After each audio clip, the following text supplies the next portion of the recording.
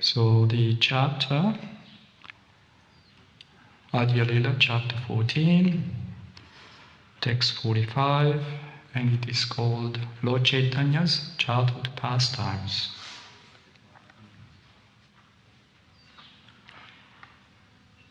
Kabu mridu haste kaila mata ke tadana. Mata ke mujita deki karaya krandana. Kabu mridu haste kaila mata ke jatadana. Mata ke mujita deki karaya krandana.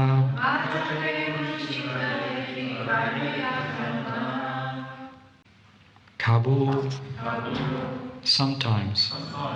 Mridu, mridu haste, by a soft hand. Kaila, did. Matake, his mother. Tadana, chastised. Matake, his mother. Murchita, fainted. Deki, seeing. Karaye, was. Kandana, crying. Translation. Once the child, Caitanya Mahaprabhu, chastised his mother with his soft hand, and his mother falsely fainted. Seeing this, the Lord began to cry. Please repeat. Once the child, Caitanya Mahaprabhu, chastised his mother with his soft hand, and his mother falsely fainted. Seeing this, the Lord began to cry. So there is no purport, so I'm just going to read a few verses until. Narigana e narikela dei ani, tabetustaha ibena tomara janani. Translation. The neighboring ladies told him, "Dear child, please bring a coconut from somewhere, and then your mother will be cured." Bahirayana anile aduimari kela, dekia uparva ailavimishta sakala. He then immediately went outside the house and brought 2 coconuts.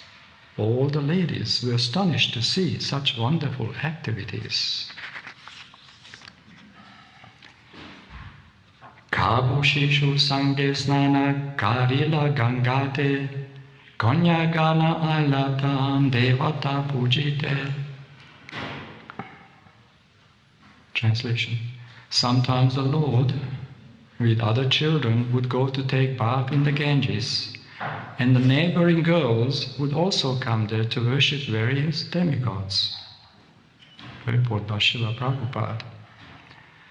According to the Vedic system, small girls 10 or 12 years old would go to the bank of the Ganges to take their bath, and would especially worship Lord Shiva with prayers to get good husbands in the future.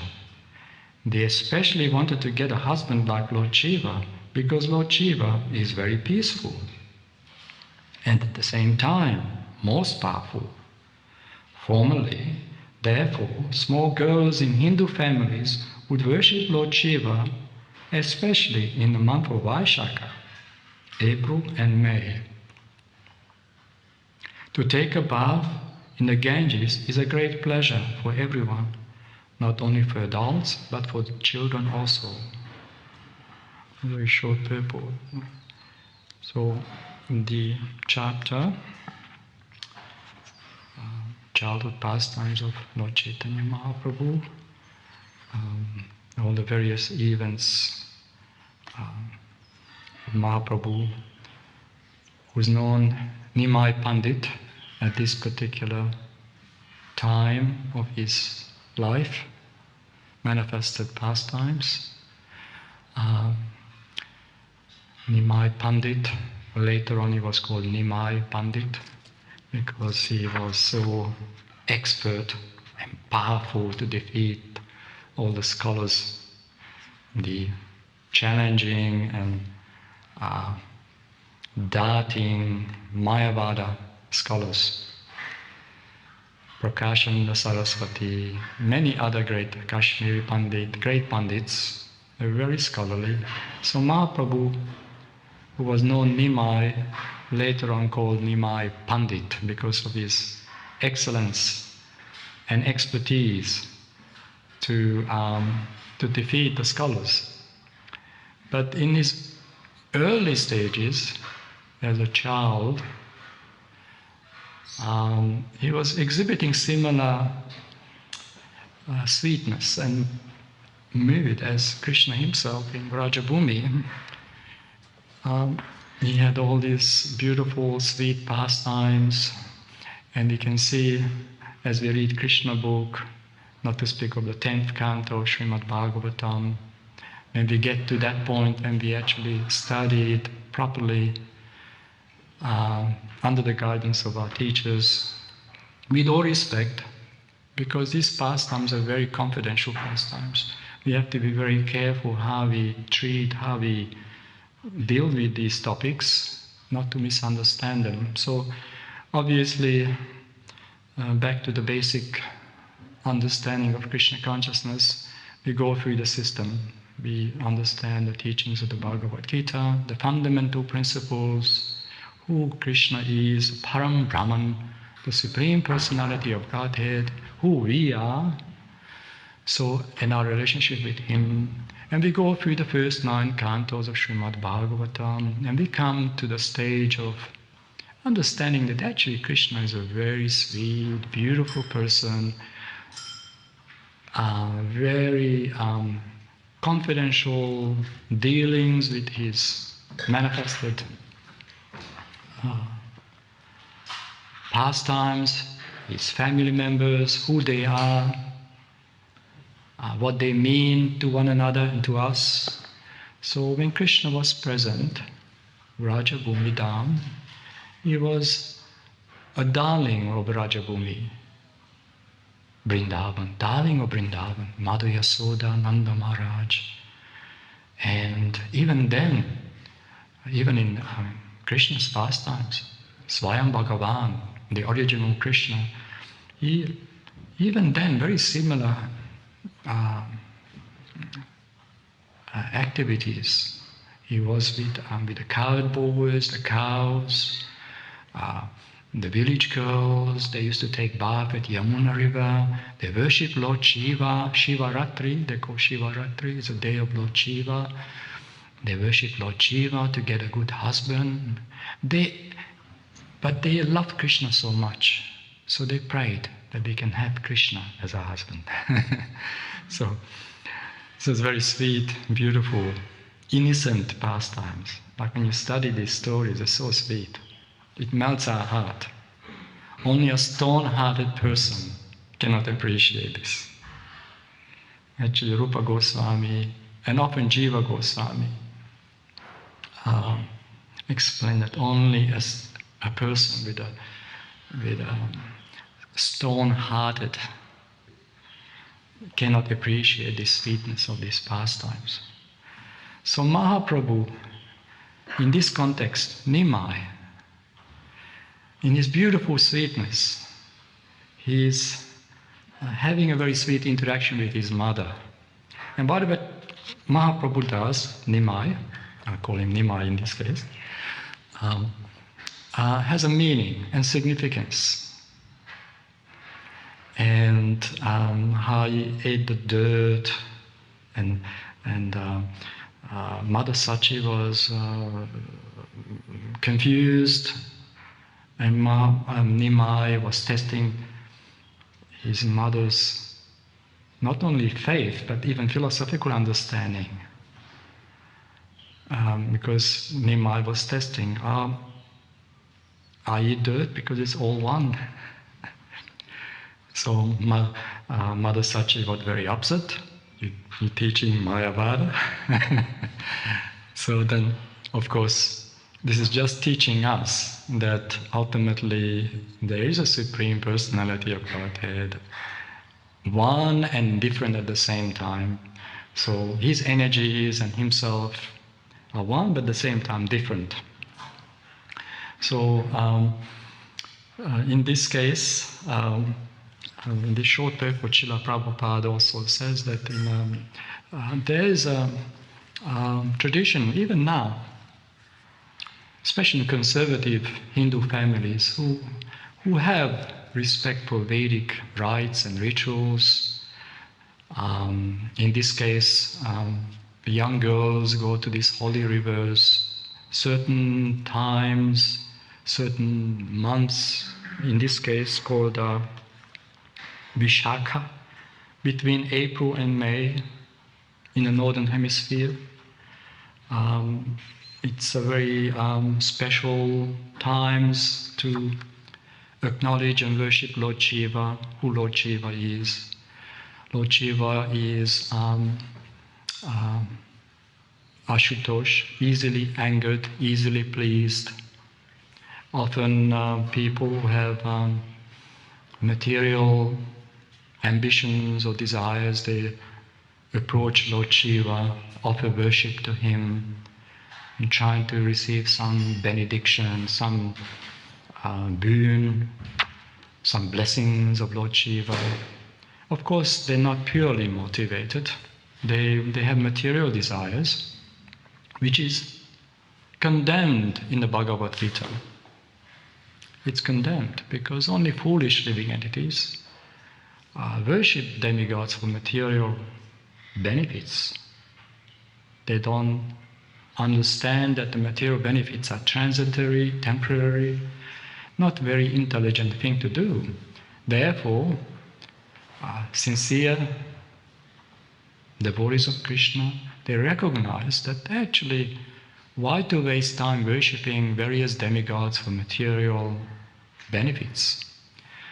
We worship Krishna so we can, by the way, so we can love him.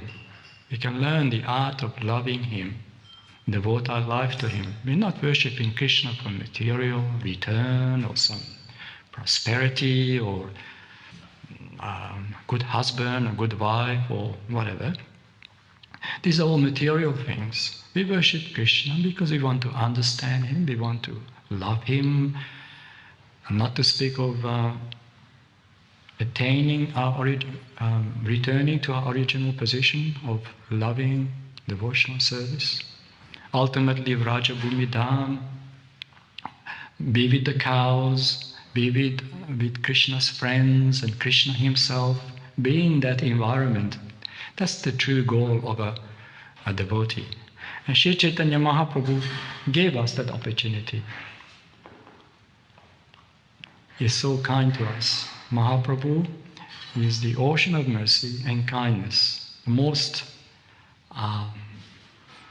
kind and compassionate form of Krishna. Radha and Krishna in one body. The sweetness, the kindness of Krishna and Mother Srimati Radharani manifesting in the form of Mahaprabhu. Even his bodily complexion was golden hue, Gora Sundara, Gora Sundara. So, but in this context, we see Srila Prabhupada mentions that the girls in the villages, they went to the holy rivers, especially Ganga and Yamuna, and they prayed to Lord Shiva to have in the future a very nice husband, because it's a nature of a good girl want to have a nice husband. So they prayed to Lord Shiva because Lord Shiva can satisfy and fulfill one's desires. Of course, these are all natural. In the material world, we all want to have peaceful, happy life, but unfortunately, that's not possible in a I would say very temporary, transitory experiences we have here. So, in Krishna's pastimes, the gopis, the girls of Vrindavan Dham, Vrajabhumi Dham, Vrajamandal, similarly, they prayed to Lord Shiva to have Krishna as their husband. So you can see the difference when they're praying that Krishna, he can be our husband. That's a very pure motive. It is natural for a girl to desire a nice husband. It is very, very good. But when they desire to have Krishna as their husband, that is extraordinary. So in that sense, worshipping the demigods, to have Krishna's love and to get the mercy that we can actually have some opportunity to love Krishna, then that's good. But when we worship the demigods for material motive or material benefits, then that's not beneficial. That's not very intelligent actually. Because a devotee knows that Krishna is the ultimate provider, is the cause of all causes. Everything is given by him, even the demigods under his control. So we go to the cause, we go to the original person, Krishna himself. We worship him with love and trying to understand him. So Nimai, in his beautiful childhood pastimes, giving us very deep philosophical points with his playful interaction with his mother. Often they chastise each other. Mother Sachi chastises Nimai, and sometimes Nimai chastises the mother. There is a beautiful interaction there. And they're very sweet pastimes in Caitanya Bhagavata, the childhood pastimes, Vrindavan Das Thakur, and many other great devotees, not to speak of Krishnadas Kaviraj Goswami, glorifying these beautiful pastimes. Krishnadas Kaviraj Goswami brings examples from Caitanya Bhagavata. It is more philosophical presentation of Mahaprabhu's biography. Caitanya Bhagavata was more just the actual events and the pastimes and his interaction with the devotees. And Krishnadas Kaviraj Goswami, referring to the six Goswamis, they very deep Siddhanta and philosophical understanding who Chaitanya Mahaprabhu is, what he's teaching to us, what he's bringing to us, that love, kindness and compassion he has. Namo Mahabhadanyaya Krishna Preme Pradayate. They're very, very beautiful. These verses are very beautiful because they're reminding us about Mahaprabhu's mercy. We cannot approach Vrajabhumi Dham, beautiful pastimes of Radha and Krishna and Balaram, Giriraj Govardhan, not to speak of Vrinda Devi, without going through Shri Guru and Gauranga Mahaprabhu. So the devotees take great pleasure and relish these pastimes. Chaitanya Mahaprabhu is giving us so much love. Of course, these are not sentiments, but then a devotee thinks, okay, how can I devote myself to the lotus feet of Shri Guru and Shri Gauranga Mahaprabhu? And this is when we go further. We inquire submissively inquire from the Guru, Shri Guru. So the spiritual master explains the science of Krishna consciousness, and this is when we relish and understand the importance of Chaitanya Mahaprabhu's mission and his advent. Why is adventing and why is having these beautiful pastimes? Of course, he has many reasons. Krishna himself enjoys his own sweet interaction with his confidential devotees. And we can see that when Chaitanya Mahaprabhu comes, many of the same personalities come again in different contexts. Just like Haridas Thakur, Lord Brahma's embodied, basically, it's an incarnation of Lord Brahma to facilitate Mahaprabhu's sweet pastimes. Great personalities. So Madhusachi, Jagannath Mishra, Nimai's father, they all coming out of the Adi-lila just to facilitate Shri Krishna Chaitanya Mahaprabhu. He's Krishna himself. He's not an avatar, he's an avatari. He's directly Krishna himself.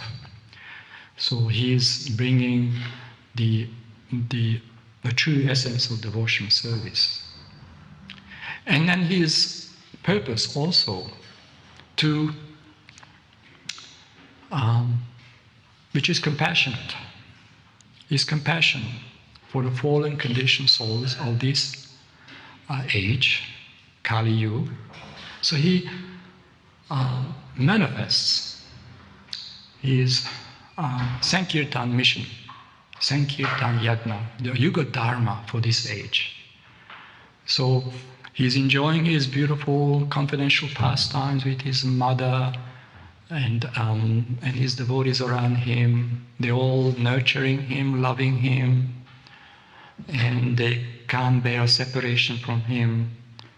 And then Mahaprabhu, as Mahaprabhu appearing, the holy name also appears at the same time, because he's bringing the holy name to our awareness.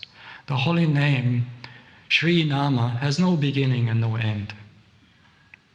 But when Mahaprabhu appears, the holy name also advances.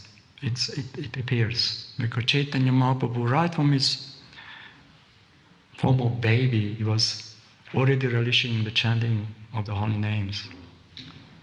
Everyone chanting Hari Bol, Hare Krishna, because when the village girls stopped chanting, when Mother Sachi stopped chanting, he was crying.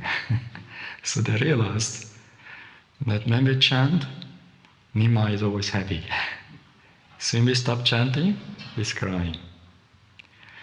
So Krishna is very happy if we all chant.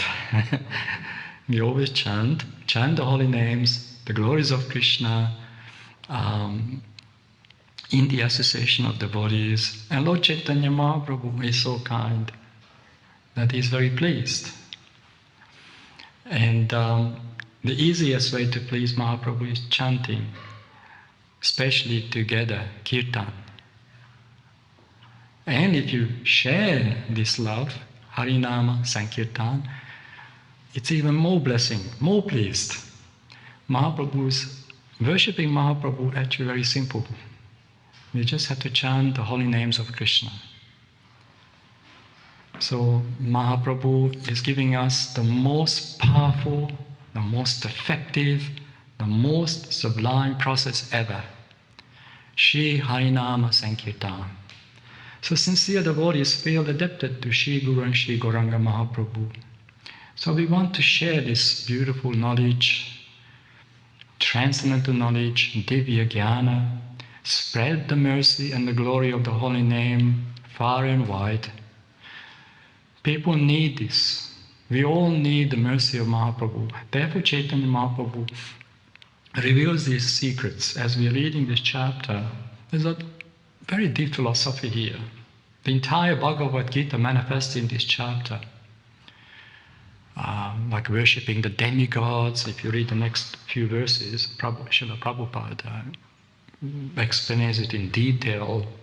The pitfalls of worshipping the demigods for material desires, material fulfillment.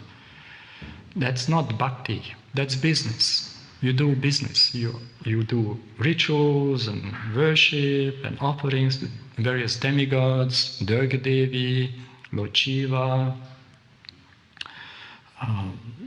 People worship the demigods for material. But that's not really a devotion, pure devotion. It's a material interaction. It's like a business. A devotee is not doing business with Krishna. We're giving our lives to Krishna.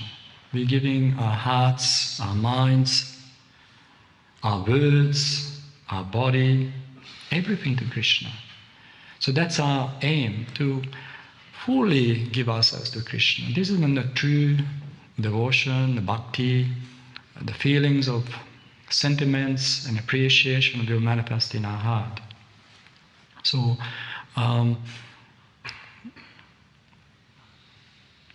nevertheless,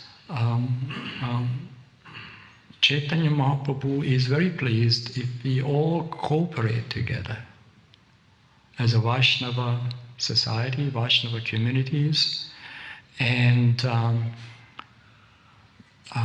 systematically spread Krishna consciousness. Srila Prabhupada gave us formulas. Harinama Sankirtan, Krishna Prasadam distribution, book distribution, Brihat Mridanga. Just like we play Mridanga, beautiful kirtans, harinams, book distribution is even louder, because a book is sound vibration, recorded sound vibration, transcendental sound, and people have these books with themselves, stays with them, remains with them. So there's a very powerful formula. Srila Bhakti Saranta Saraswati Goswami Maharaj, Srila Prabhupada's spiritual master, emphasized printing, publishing, and distributing this literature, because people they're starving for Krishna consciousness. People are so far from actual God consciousness, scientific God consciousness, Krishna consciousness, that they cannot be any further than that. They're so far, they just have no idea. So when they receive these books, even just one word, one page, one purport gives tremendous benefit. It can trigger a process of inquiry. They get so much benefit. Even just touching a book, they get the benefit. So these books are very powerful. Srila Prabhupada put a lot of effort, gallons of blood, his whole life into these books. His whole life. It's very, very important. Srila Prabhupada was emphasizing, distribute my books, distribute my books, distribute my books, many, many times emphasizing, because this is the ultimate hope for all living entities, conditioned souls in the material world. And when whoever receives this book, they get an opportunity. So compassionate devotee who understands Caitanya Mahaprabhu's mood, his Sankirtan Yagna, wants to be part of this Sankirtan mission, somehow or other, either directly as a book distributor or supporting the preaching mission of Mahaprabhu, and feel that we are contributing to this noble mission of Srila Prabhupada and Sri Caitanya Mahaprabhu, because this is a very exalted mission, understanding that we are helping our brothers and sisters in the material world, giving an opportunity to come out of this suffering condition and appreciate the beautiful pastimes of Caitanya Mahaprabhu and be happy with Krishna consciousness. Because this is the only hope. Without Krishna consciousness, no one can be happy in the material world. Srila Prabhupada gave a very beautiful lecture in America in 1974-75. I think it was in Los Angeles.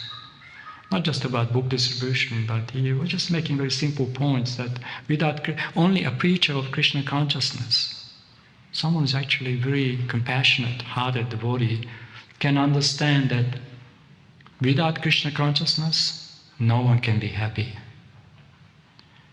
Because when you go in the material world, you see people don't know. They don't see these truths. And when we are preaching to them, when we are distributing books to them, we get realizations that actually they're not happy. There's no happiness in the material world. Only transitory experiences, no real. So we want to relieve the sufferings. We want to help them. We want to give them something. This is how we grow in our spiritual life. When we're giving the mercy of Mahaprabhu, we're giving the beautiful teachings of Lord Krishna in the Bhagavad Gita, Srila Prabhupada's transcendental purports. So the whole world can glorify Mahaprabhu. And when they're reading these purports, when we truly understand these things, then we not only get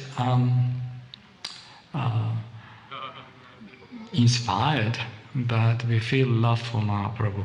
These pastimes are so sweet that it can melt our heart.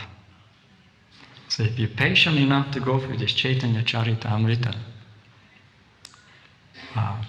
and attentively, then a great chance that we become actually pure Vaishnavas, who love Mahaprabhu and want to do the best for the whole world, which is a true mission of Mahaprabhu. To save the fallen conditioned souls, fallen jivas, suffering, drowning in this ocean of material, suffering, birth, disease, old age and death. So Caitanya Mahaprabhu gives them the most powerful formula, the Harinama Sankirtan. And so much glorification about the holy name, and Mahaprabhu manifesting his lila in this world. Because in Kali Yuga, what else we can have? Difficult, very difficult to do anything else, anything effective anyway. So in previous yugas, the living entities have capacities. They could do tapasya, they could worship the Lord in the temple, very grand rituals, offerings, sacrifices. But in Kali Yuga, we don't even have the means or facility to worship the Lord in that way. The only thing we can do is chant His holy names, Shri Nam, pure Nam, and feel the Lord's presence in this divine sound, transcendental vibration. The Lord is there. We just have to study and hear about Him, and we realize Him. By the mercy of Guru and Gauranga Mahaprabhu, we will have an access to the holy name. So this is how we develop ourselves, gradually, patiently. Read the pastimes of Caitanya Mahaprabhu and hear the purports of our spiritual master. Especially Srila Prabhupada gave us such a beautiful presentation on the Caitanya Caritamrita, and so nice, gradually leading up to the Adi-lila, the final pastimes of Mahaprabhu. In this Adi-lila, the first part of the Caitanya Caritamrita is the sweetness and the childhood pastimes of Mahaprabhu, and the philosophical meanings which teaching us and developing us to appreciate and feel gratitude. So spiritual life always requires appreciation and gratitude, because we are very grateful to Srila Prabhupada, what he gave us. We want to remain feeling indebted to him. We feel indebted to him. We try to repay, but we cannot repay. So we should do something for him. Let's do something for Srila Prabhupada and Caitanya Mahaprabhu's mission. So there's so many things to do. This International Society for Krishna Consciousness have so much facility now. Caitanya Mahaprabhu's mercy that we have facilities, beautiful temples, farms, nice Sangha, Vaishnava Sangha, beautiful kirtans, beautiful programs, festivals, and the book publishing, so many things going on. We can just accept a type of service, whatever you can offer to Krishna, whatever capacity you have, and offer it to Srila Prabhupada. And that's a great contribution. Every devotee is very important. Every devotee is valuable and a great asset. So we should all come forward and do something for Srila Prabhupada. And this is how we become truly happy also. Because when we see others becoming happy in Krishna consciousness, then we also become happy. And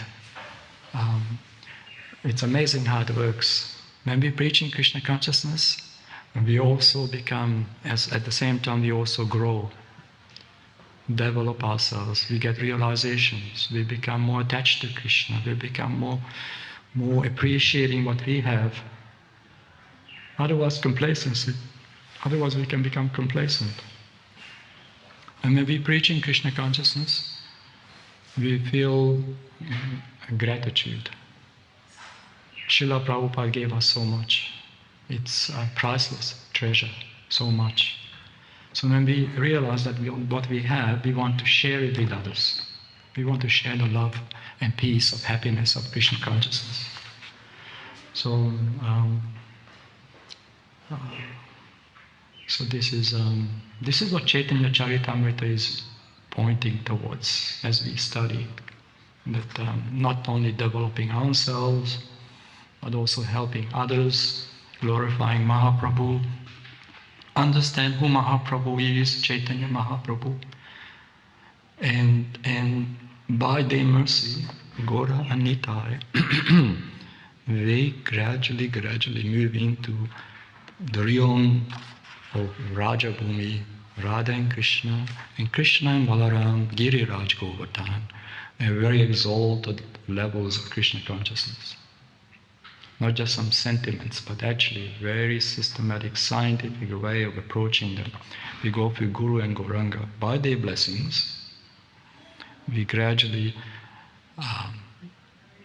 come closer to that feeling of prema and love, which is truly the ultimate goal of this life.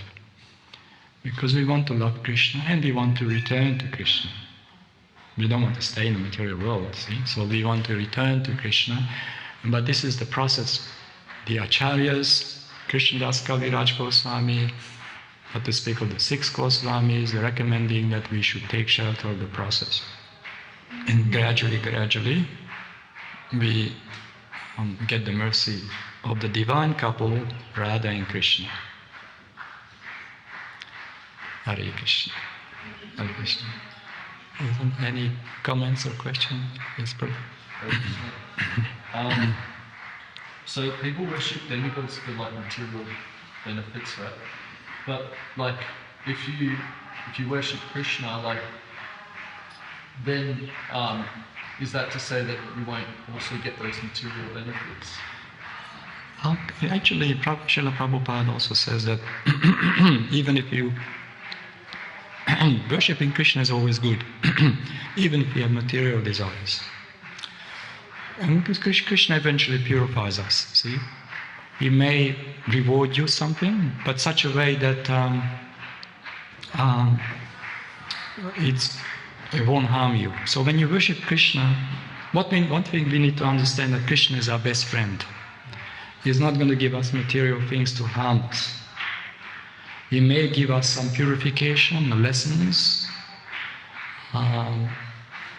because all kinds of people approaching Krishna. Krishna says in the Bhagavad Gita, see, the distressed, see, someone desiring wealth. It's okay, and you're approaching Krishna, the Supreme Personality of Godhead, even if you have material desires, it is still better than worshipping the demigods just for material things. So, the demigods, they just, you can look at it in many different ways. But the demigods, they only give you material benefits, but even then, like Lord Shiva, for example, is easily pleased and easily angered also. So you may not always get what you want. You may even get punished. But Krishna is not like that. Krishna is all merciful. He's the best friend of all living entities. He's the best friend of all living entities. So, best to worship Krishna.